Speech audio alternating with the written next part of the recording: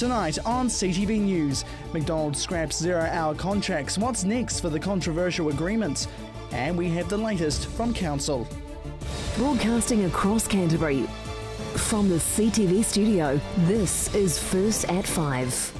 Kia ora, good evening. Today marks International Workers' Day, and while it's big in Europe, some local workers also have reason to celebrate here. Efforts to remove 0-hour contracts have come a step closer, with McDonald's prepared to shred the controversial agreement. It's been a long road for many fast food workers across the country, wanting fair hours and pay. Now the biggest burger chain in New Zealand, McDonald's, have come up with an agreement with Unite Union, scrapping the controversial 0-hour contracts. And the union's South Island representative says it's a very significant win. As opposed to, say, 3 months ago where all the major fast food companies were using this labour practice, now none of them, the big three in the fast food industry, have all committed to secure work for their employees. So it's just drastically and dramatically changed the nature of work in fast food. The insecurity that plagued the industry has now gone, and that's on the back of popular support and the action of members. McDonald's announced just after midnight this morning that from July this year, staff will be guaranteed at least 80% of their number of hours worked every week over a 3-month period, similar to a number of other fast food outlets who have already shredded the contracts. And Peterson says the new agreements will benefit workers in the long run. In the first 3 months, staff often get quite good hours because they're doing a lot of training and stuff, so that'll lock people into a reasonable amount of hours. Which is a very exciting thing, and my understanding is there's commitments to look at rostering as well and move towards more secure systems. So here is an overview from the last few months of the outcomes from fast food chains. Restaurant Brands, which owns KFC, Pizza Hut and Starbucks, will offer their staff 80% of their average hours over a 3-month period. This will be the same for McDonald's. One Better, Burger King and House Pizza will guarantee 100%. And Wendy's is the only other burger chain that hasn't put forth an offer, but it's likely they'll do the same. There's been a push now for the government to step in and stop 0-hour contracts nationwide. However, Peterson says the union has learnt a lot over the last few months with the campaign to end 0-hour contracts, saying joining a union can make a difference. I think it's worth noting and worth also highlighting that these changes came through because people joined their union and got active in it, and that was able to change the debate, which has made legislative change possible. I think that's the important sort of part. So and that's the lesson to learn from the 0 hours campaign, that people can change things. He says they've seen an increase in the number of staff joining their union, but the next step is to monitor the changes. Yeah, to continue to follow up on this and to monitor the changes over the next 6 months to make sure that the contracts are followed through, to look in and get into other stores and make sure we've got all the people who have been involved who signed up to the union, and potentially also looking to sort of get some kind of contracts with some of the other stores which we don't as yet have contracts with. So anyone who's feels that they're on a 0-hour contract, and maybe a smaller store or something that they want to get looked at, then they should get in touch with the union as well. The deal with McDonald's will start in 2 months' time, with the Unite Union working alongside them, with a review due in March next year. Jared McCulloch, CTV News.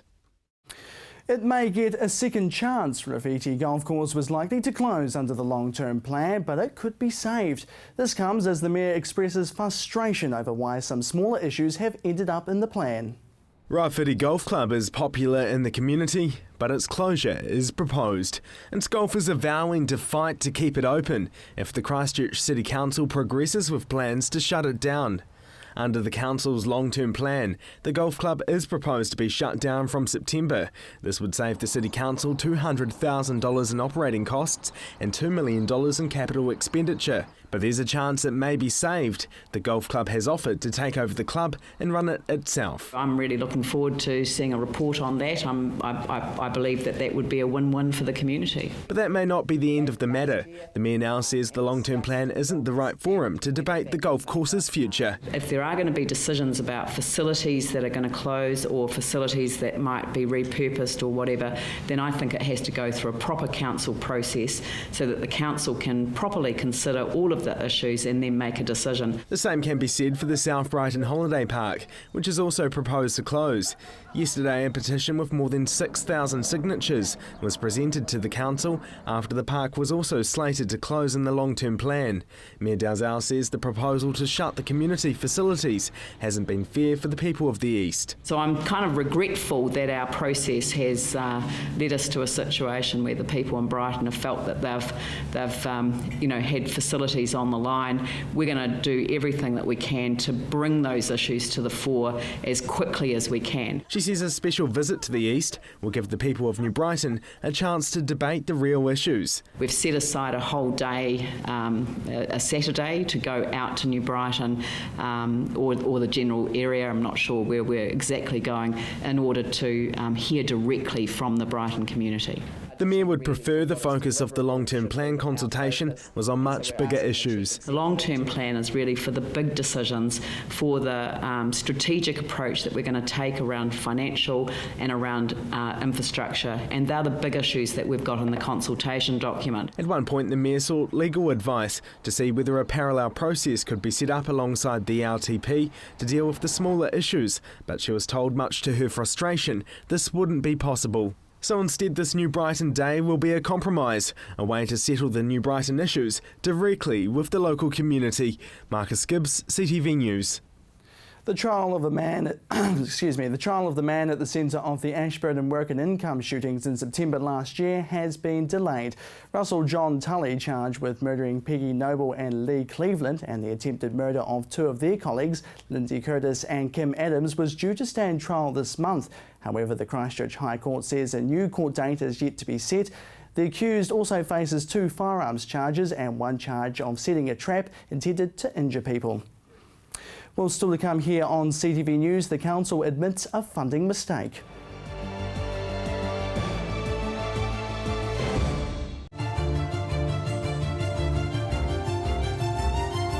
Hi, I'm Chris Lynch. Join me every Monday at 8:30 on CTV as we discuss the issues affecting you, your family and everything to do with Canterbury. That's CTV 8:30 right here. Computer not working?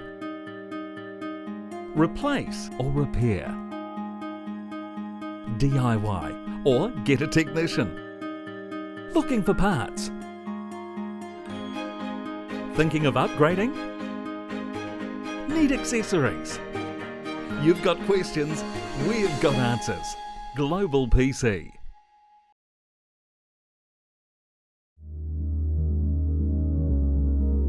The preparation, the devotion, the fearlessness, the intensity. Runway model management. First impressions are everything.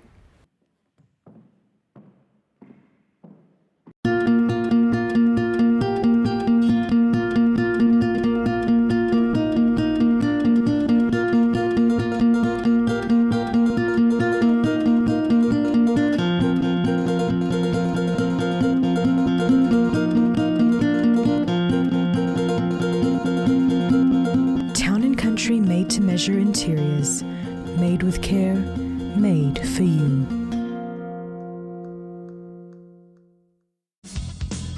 Join Graham Sinclair and the team at Gone Fishing as they bring you great stories, fishing tips and beautiful scenery. Gone Fishing, Friday night at 8:30, right here on CTV.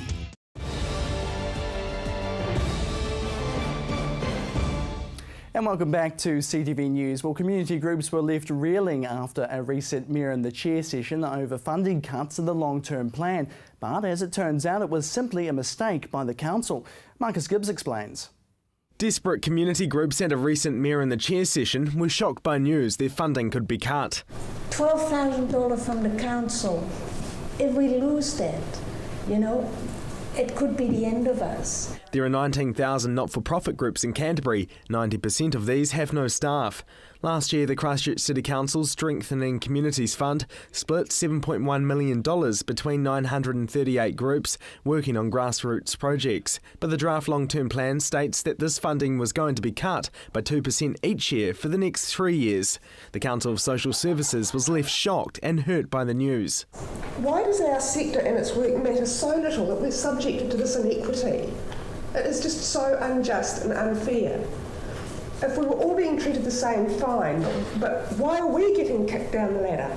But as it turns out, council staff made a mistake and there was never going to be any cuts to community groups. We made a specific decision not to reduce the grants for community organisations, and unfortunately the 2% cut was automatically applied across the community grants. The Mayor admitting today the 2% cut was a blooper, but at the time it upset many of the city's not-for-profit organisations seeking funding. So we've had community organisations, basically in tears at meetings saying that we're cutting the grants, and we're going, well, but we specifically said we weren't cutting the grants because we want to review our grants process to move to a more resilience framework rather than a needs-based framework. Councillors were just as surprised by the cuts as the community groups during the Mayor and the Chair session. The members of the council that were here today have heard loud and clear the importance of that community grant funding, not only the fact that it exists and that it shouldn't be cut, but also the fact that there needs to be certainty around when it's made available. The Mayor has since promised community groups the funding error will be fixed in the final plan. It caused a lot of grief and, quite frankly, distraction when we're dealing with really big issues here. With its books more than $1 billion in the red, the council has to be careful with its spending, but community groups never expected to have their funding cut so much. No council staff members have been disciplined for what the Mayor is calling a genuine error. It's a distraction to have, basically a technical error, forcing people into believing that we're about to cut their funding.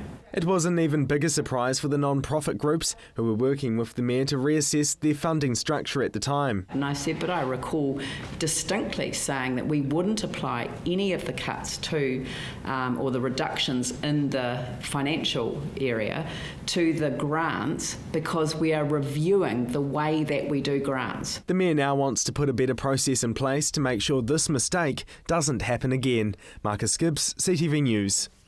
The Christchurch City Council is showing its support for the city's local Nepalese community by holding a candlelight vigil tonight at Victoria Square. Here's Marcus Gibbs. Devastated by a major 7.8 magnitude earthquake, Nepal is still reeling with thousands of people seriously injured and dead. Christchurch, more than any other city in New Zealand, knows firsthand how Nepal must be feeling right now. The earthquake damage that rocked the Canterbury region in 2010 and 2011 is still affecting residents more than 4 years on. When the earthquake happened, and the scale of it unfolded so quickly before our eyes, I don't think that there was a single person in Christchurch that didn't feel that they wanted to do something to help. Thousands of dollars has already been raised by Cantabrians for the Nepalese, and tonight the Christchurch City Council hopes to unite residents over the disaster. An event where Christchurch could stand alongside the people of Nepal who live here and offer their support. Victoria Square is sure to be filled with members of the Nepalese community, as well as residents and council staff. Mayor Leanne Dalzell and Christchurch City councillors will also be present. This is very much our way of responding to the incredible outpouring of help that we received at the time of our earthquake. But we know that Nepal's in for a much harder journey than the one that we've been on. The Student Volunteer Army will be collecting donations at the vigil, which will go towards recovery work in Nepal. Already, the organisation has helped raise close to $35,000. Donations are continuing to pour in thick and fast. People were talking about opening up an appeal at 3 o'clock in the afternoon. They had, $40,000 within 3 hours. That had risen to $200,000 by the next day. There is an extraordinary sense of wanting to give. The vigil will be held at 6:30 tonight in Victoria Square. Marcus Gibbs, CTV News. An innovative Canterburyan is raising money for another disaster, this time for survivors of Hurricane Pam in Vanuatu. Andy Beale is halfway through cycling up and down a hill at Lake Forsyth more than 16 times.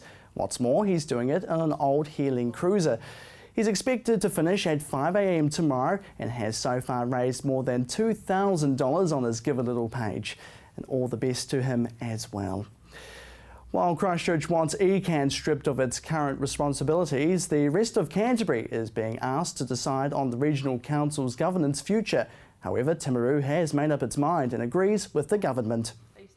The Timaru District Council is supporting the government's proposed mixed governance model for Environment Canterbury. While public consultations on the issue is still open until the 1st of May, Timaru has signed off on the concept. This follows a recent meeting with ministers Nick Smith and Louise Upston. However, other Canterbury councils are yet to state their positions on the issue, which proposes half elected members and half appointed commissioners for the 13-member ECAN board until 2019. Commissioners were called in to replace the sacked ECAN board in 2010 amid infighting about water rights. Minister Smith says he's open to talking about the council's governance beyond 2019, but many have cited his model detracts from democracy, especially important as the council governs considerable water resources in the South Island. Well, still to come, the weekend sport and your region's weather.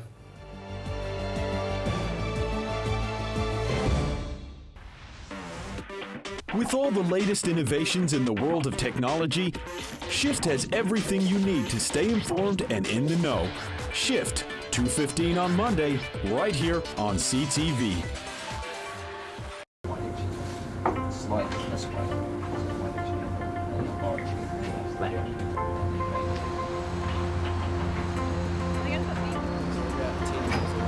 Opus is recreating the heart of Canterbury.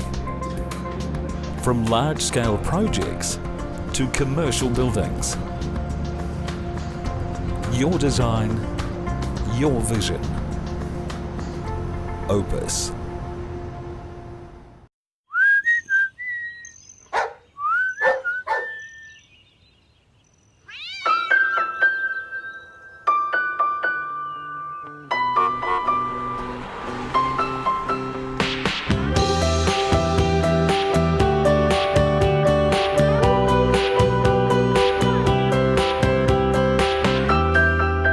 In your life. Colour Steel, the roof of New Zealand.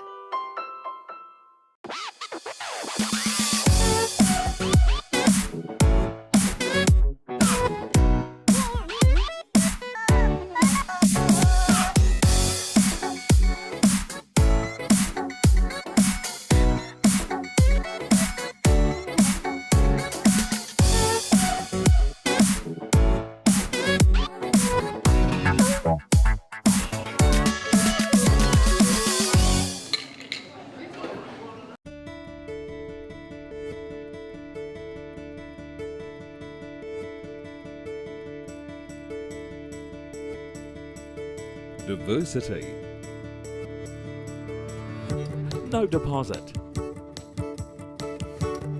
Instant finance. Convenience. Open 7 days. Austin Motor Company. Drive It showcases the new arrivals to the motoring world, comparing and testing the latest models to discover which one is the best. Drive It, Sunday afternoons at 2:30, only on CTV.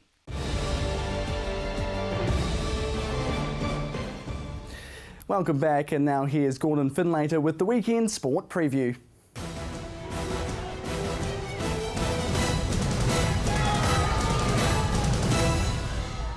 The Crusaders will be looking to prevent a power shift on Saturday night when they take on the Hurricanes in Wellington. The Hurricanes, who sit atop of the Super 15 competition, can stake their claim as the Kiwi franchise to beat with a win over the historically successful Crusaders.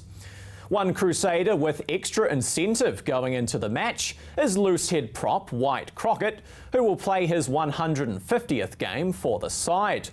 Crockett will be looking to help his side get advantage at scrum time, something the Crusaders will need going up against a slick Hurricanes side. Kick-off is at 7:35. Well, after a tough three-game road trip last weekend, the Canterbury Rams return home to Cal Stadium tomorrow night. They will be looking to maintain their unbeaten home record, and the side has a new weapon at their disposal. This is Jermaine Taylor, former shooting guard for the University of Central Florida. He was the 32nd overall pick in the 2009 NBA draft. He's made 65 NBA appearances. In his first start in the NBA, he even put up 15 points for the Houston Rockets, matching up at shooting guard against a little-known player by the name of Kobe Bryant. And now, he's a Canterbury Ram. The mid-season signing has come as somewhat of a surprise and is a massive coup for the franchise. So, when did Taylor find out he was heading down under? Last Friday. It was quick. Found out Friday and I got here Sunday, so it was real quick. Before last Friday, Jermaine hadn't even heard of the Rams. I had never Googled anything about New Zealand. I mean, I've heard of it. I heard it was a nice country, but I've never really thought about coming, never heard anything. And then once he told me I was coming here, I started Googling it, and I'm here. Before joining the Rams, Taylor was playing in the NBA's Development League.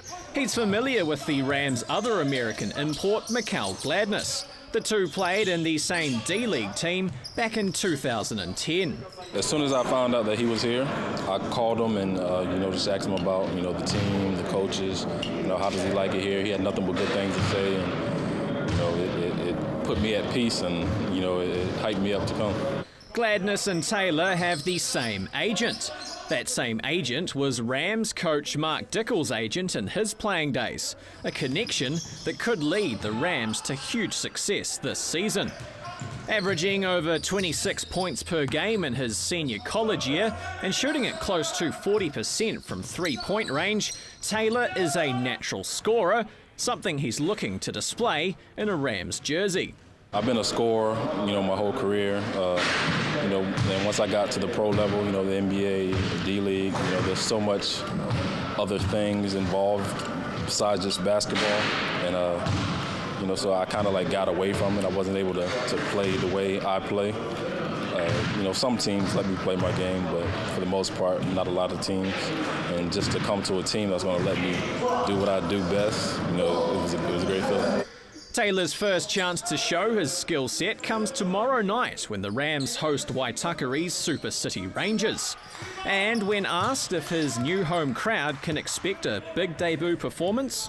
Oh yeah, especially if I get the opportunity, dunking is what I love to do. I love to play above the rim, I love to show my athleticism, and if the opportunity comes, I'm going to take advantage of it. Tip-off from Cal Stadium is at 7 p.m. The Mainland Tactics travel north this weekend to take on the Northern Mystics in Auckland. The team are still looking for their first win in this year's ANZ Netball Championship, and after taking the defending champs to the wire in Melbourne last week, they'll be hoping another solid performance can bring the desired result. The Tactics and Mystics met back in round one, with the Tactics taking an early 7-goal advantage before slipping to a 59-53 loss. Coach Sue Hawkins says her side are now a new look since that result. Yeah, look, I reviewed the video this week of the game, and I went, we are so different from that very first game to what we are now, and that's what I'm looking forward to, is just seeing our girls get out there and perform at the highest level. And if the Mystics take us easy, then we'll bite them on the bum. Sunday's match gets underway at 7:10 from Trust Arena in Auckland. And finally tonight, the UC Championship enters its second round of competition tomorrow, with our feature match seeing two giants clash. Last year's champions, Christchurch Boys High, are at home to St Bede's, with kick-off at 1 p.m. The match will also screen right here on CTV, with coverage at 12:30 and 5:30 on Sunday. You're up to date with the latest in local sport. I'm Gordon Findlater for CTV Sport.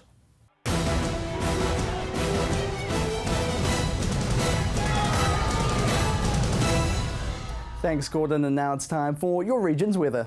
Good evening, Canterbury. Let's take a look at today's temperatures. Down in Timaru, you had a high of 15 today.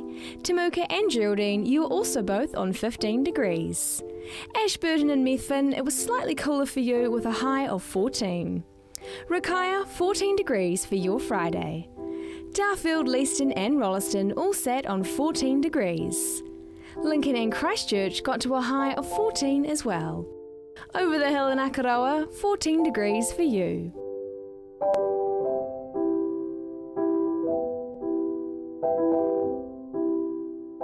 Looking to the Waimakariri area now, Kaiapoi, Rangiora and Amberley all shared 14 degrees. Taking a look further inland, Culverden, Hamner Springs and Cheviot had a high of 15. Kaikoura received a high of 14 for your Friday. Let's take a look at tomorrow's weather now. Timaru, sunny and cool with light northeasterly winds, frosts possible morning and night. Tonight's low 0, tomorrow's high 15.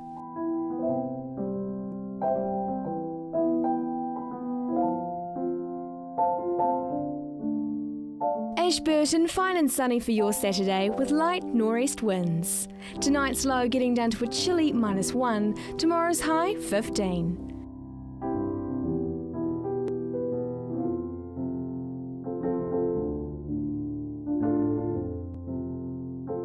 Let's take a look at the Garden City now. A beautiful weekend in store for Christchurch. Lots of sunshine and the usual northeasterly wind, but temperatures still remaining a little cool. Tonight's low getting down to 1, tomorrow's high 15.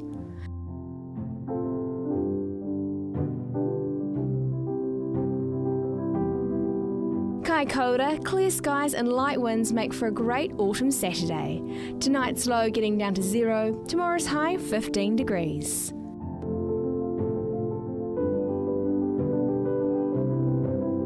Taking a look at other areas around the region now, Temuka and Geraldine, fine with a high of 15. Methven and Rakaia, you can also expect 15 degrees. Darfield, Leeston, Rolleston and Lincoln, all fine with a high of 15 for your Saturday. Over in Akaroa, 15 degrees for you. Kaiapoi, Rangiora and Amberley, you can expect a high of 15 degrees.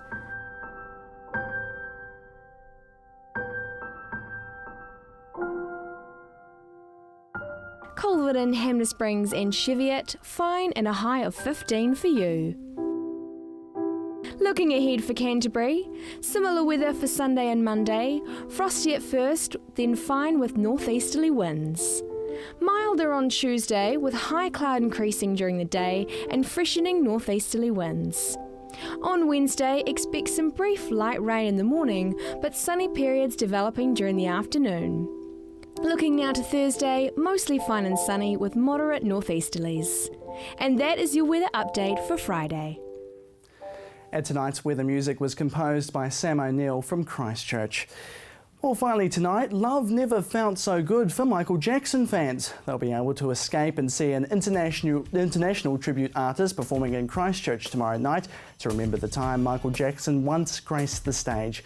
Michael Kiss will be moonwalking his way to Burnside to rock your world, being chosen back in 2009 after the King of Pop's death to be the official lookalike at the premiere of Jackson's movie This Is It, named after his tour that never happened.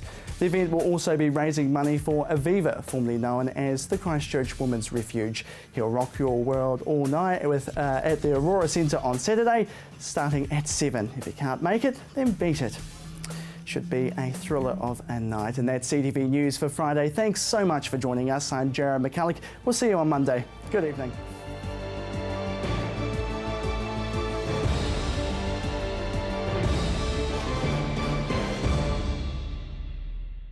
Supporting local content so you can see more of New Zealand on air.